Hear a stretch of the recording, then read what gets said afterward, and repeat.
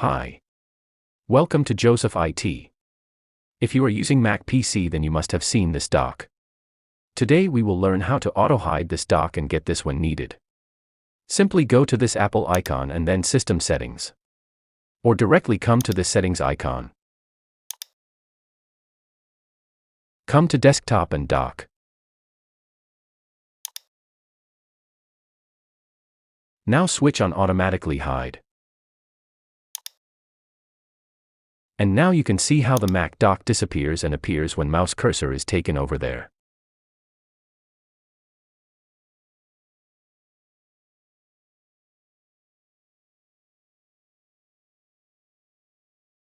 Again, come here and switch it off when needed.